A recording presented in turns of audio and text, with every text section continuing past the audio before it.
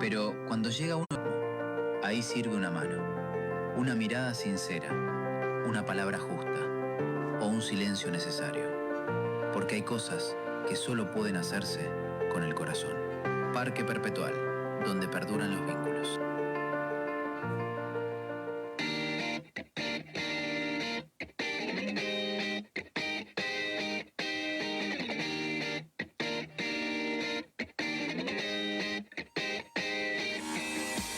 No sean ingenuos.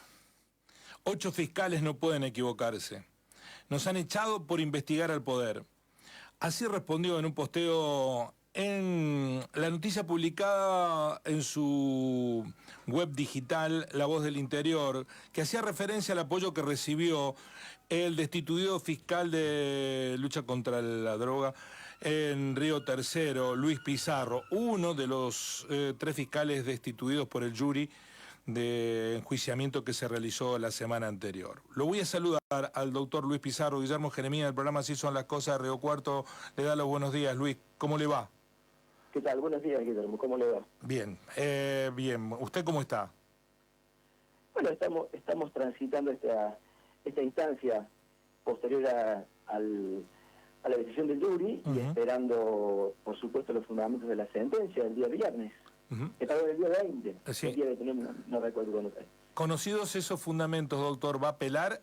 ¿Va a intentar el camino judicial? Entiendo que una fiscal de Río Tercero, de Entre Ríos, que hizo una apelación a su destitución, después la tuvieron que reincorporar.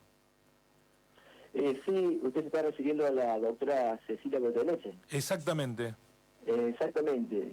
Sí, bueno, el camino que corresponde ahora es ir en casación al Tribunal Superior de Justicia, que lo más probable es que rechace el recurso y después queda la queja ante la Corte Suprema de Justicia.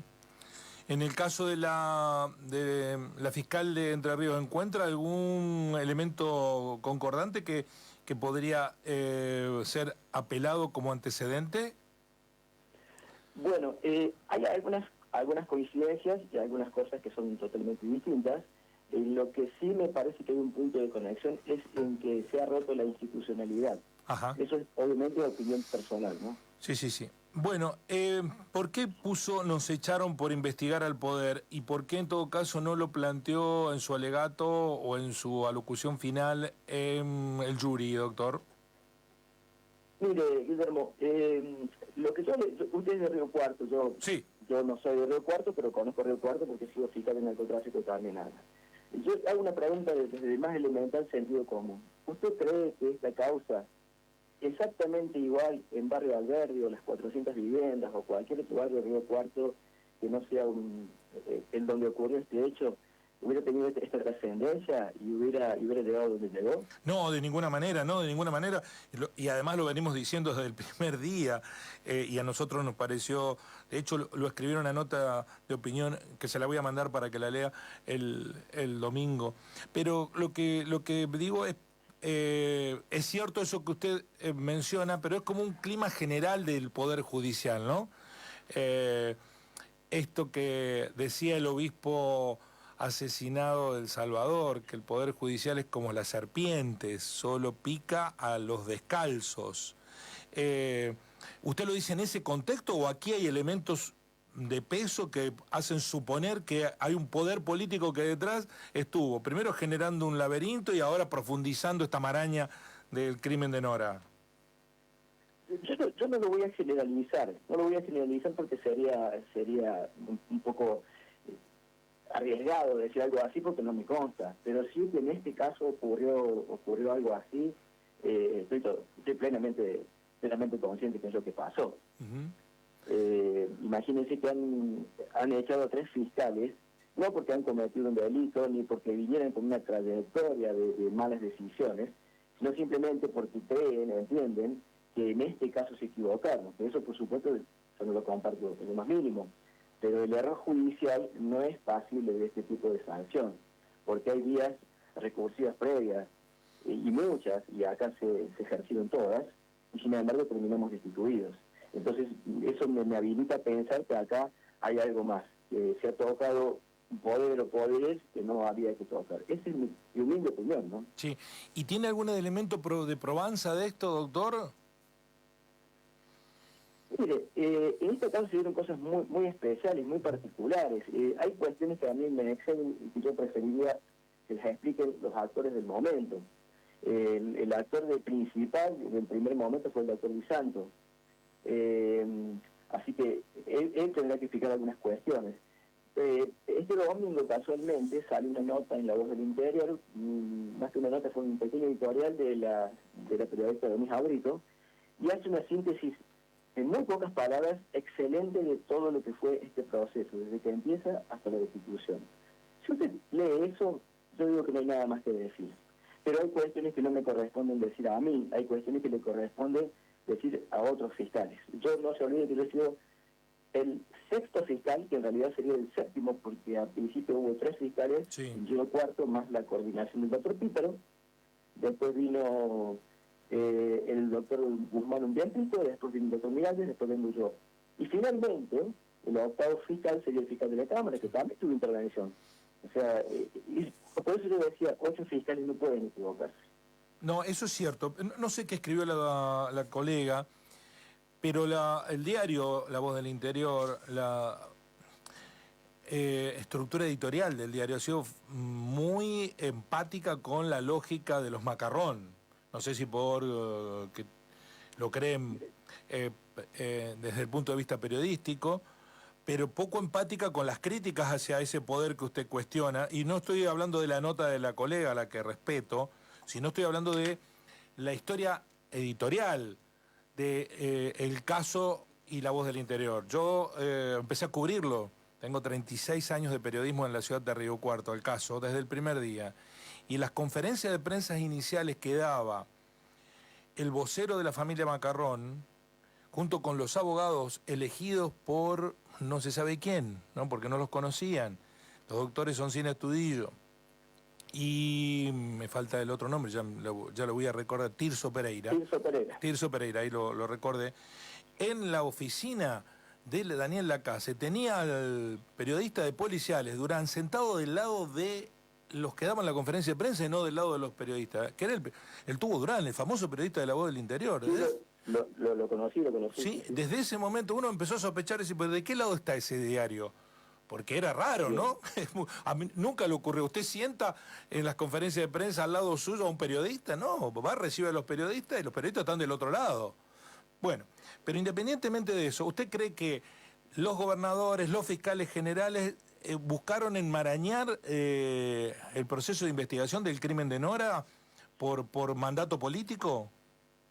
Y yo le voy a decir algo que yo no lo dije en el jury, que es lo que a mí me tocó. Cuando a mí me tocó ser fiscal de esta causa, estaba el doctor Alejandro Moyano, el fiscal general. Sí.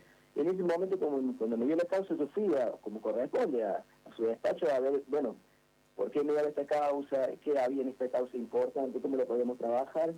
Y la directiva de él fue una directiva de 4 palabras muy, muy claras. Hace lo que quieras. Y yo en ese sentido tengo que decir que yo trabajé con total libertad. Así como no me dieron nada, tampoco me dieron directivas.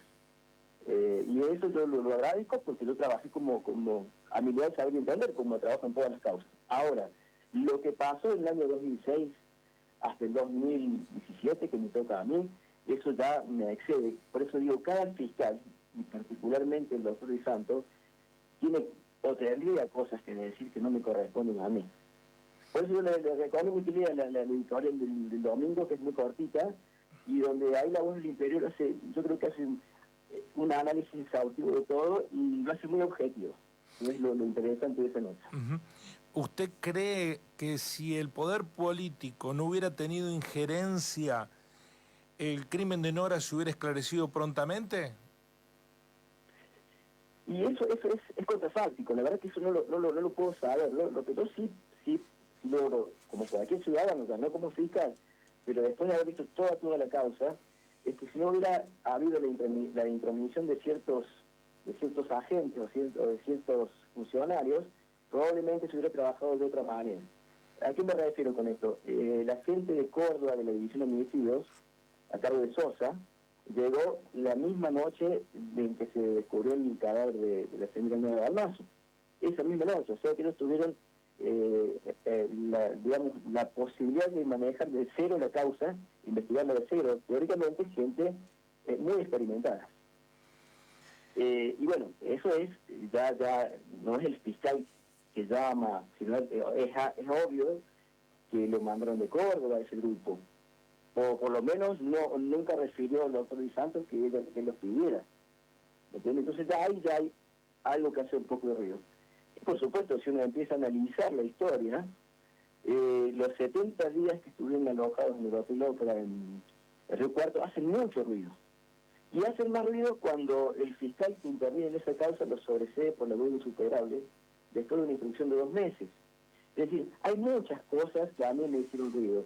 Por eso yo termino descartando algunas hipótesis, independientemente que las investigué absolutamente todas, y las investigué todas con 8 investigadores de la DIO, 8 detectives muy bien formados, y tanto ellos como yo y como la prosecretaria que trabajaba conmigo, concluimos que esto era un homicidio con una autoría intelectual, lo que podía, hasta donde podíamos probar. La autoría intelectual nosotros le entendíamos que la podíamos probar, de hecho le vamos así. Lo que yo no podía probar por un montón de cuestiones es la autoría material. ¿Quién fue el autor material? ¿Por qué? Porque habían pasado, cuando yo elevo la causa de juicio, 13 años. Era harto improbable en conseguir al autor material. Y de hecho yo creo que no lo han conseguido.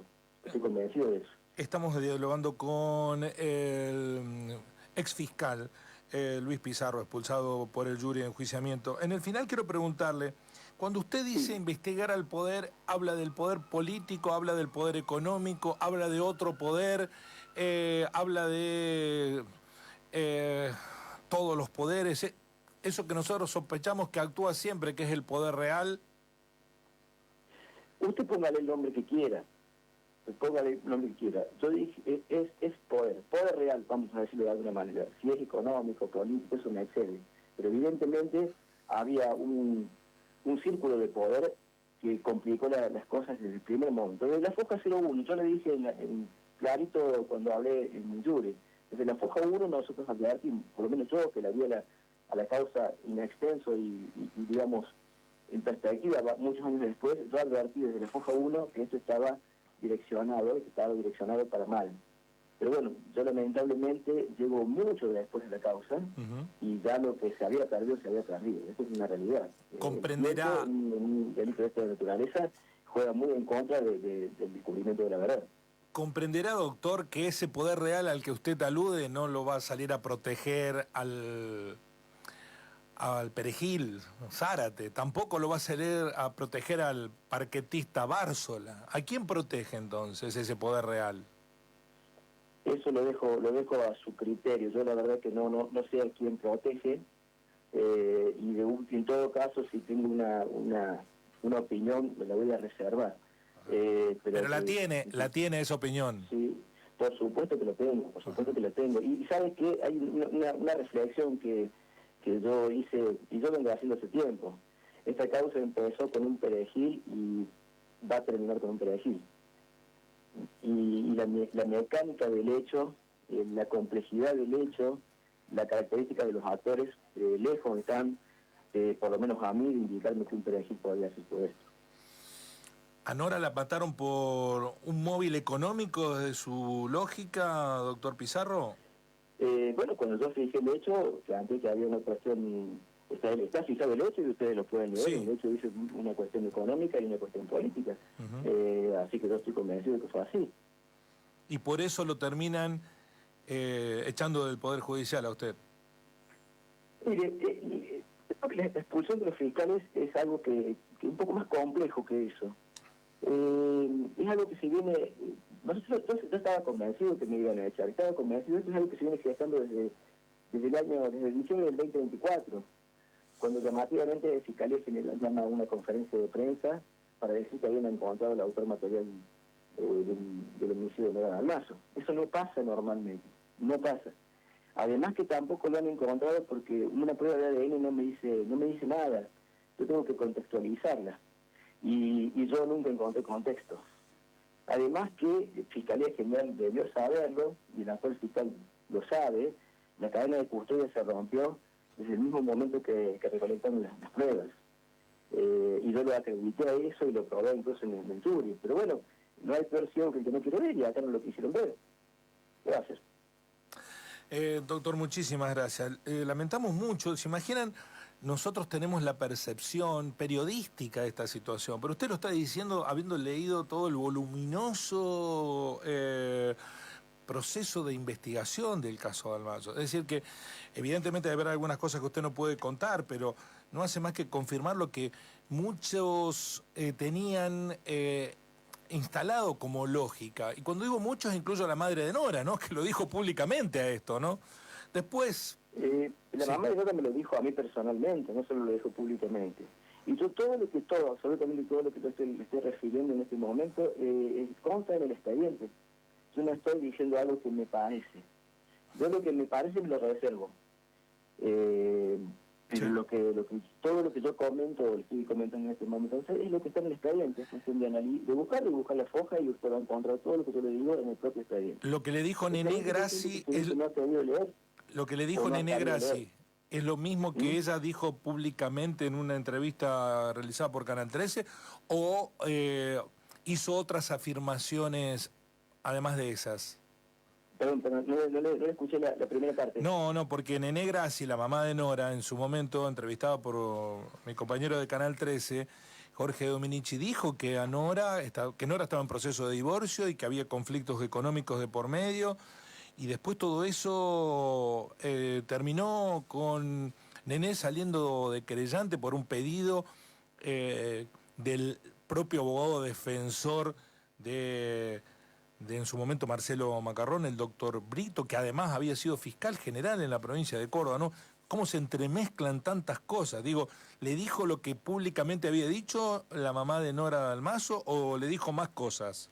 Mire, yo le voy a contar la historia de Nené Grassi, porque yo apenas asumí la causa, advertí que la señora Nené Grassi había dejado la querella.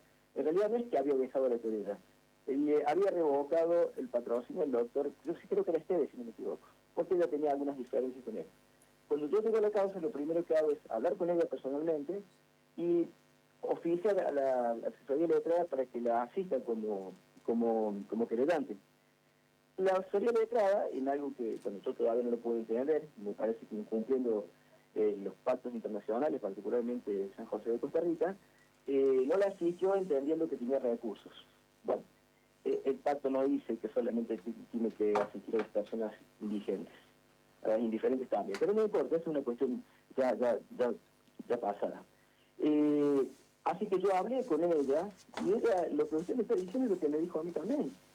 El problema más grande que tenía la señora Nené Grassi, el problema más grande, y lo que a ella le hacía un ruido muy grande, un doble estándar, es que ella no quería, bajo ningún punto de vista, perder el contacto con sus nietos.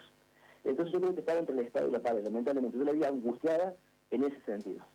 Bueno, nosotros por más no teníamos recursos contra la decisión de la asesor letrado, así que ella se quedó sin la querella, pero después la querella se instala nuevamente a través de un asesor letrado a instancias de la Cámara, cuando la causa llega a juicio.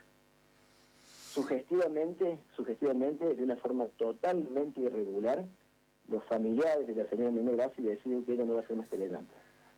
Sí, con un escribano, ¿no? Una cosa exactamente. inédita. Eso no funciona así, y yo entiendo que es totalmente arbitrario e ilegal, pero la Cámara no entendió nada, el fiscal de Cámara tampoco, y nos quedamos sin querella.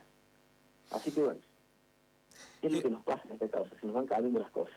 Doctor, para finalizar, usted percibirá que el clima en los medios digitales y en los medios en general es de, nosotros estamos en la vereda opuesta, de culparlos a ustedes, ¿no? Por no haber encontrado al asesino de Nora y de celebrar lo que ha ocurrido. ¿Por qué cree que está sucediendo eso? Pero esto es muy simple y es histórico. La justicia nunca se equivoca.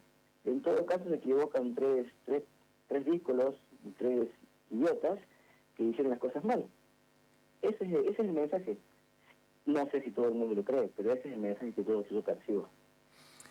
Doctor Pizarro, muchísimas gracias, muy amable. Supongo yo No. que vamos a seguir hablando de este proceso.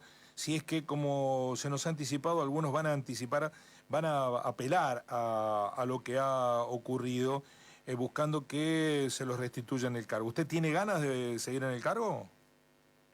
Bueno, yo tengo mi vida ha sido la carrera judicial, yo entré gratis, de pasante, trabajé mucho tiempo gratis y estuve en todos los cargos, absolutamente todos. ¿Sí? He llegado a fiscal de instrucción a los 49 años y después de un camino largo. Entonces, obviamente, esta es mi carrera y esta ha sido mi vida, pero bueno, a veces la vida nos da estas cuestiones, estas sorpresas y uno tiene que reinventarse.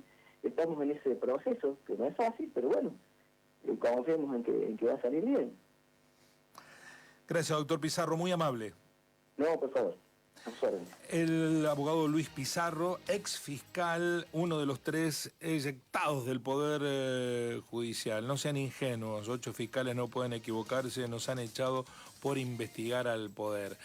Y acaba de decir cosas de una dimensión que si fuera un gran medio de comunicación, no una balsa perdida en el océano, seguramente impactarían de otra manera. No nos amedrenta eso, estamos seguros de lo que hacemos y de lo que impulsamos periodísticamente. Insisto, esto surge de un posteo que hizo el propio Luis Pizarro, que escribió en la información de La Voz del Interior, en la que decía: en tribunales de Río Tercero un acto de protesta por el despido del fiscal Pizarro. Pizarro se metió en esa nota y escribió: no sean ingenuos, 8 fiscales no pueden equivocarse, nos han echado por investigar al poder. Dijo, al poder real, al que ustedes quieran llamarle.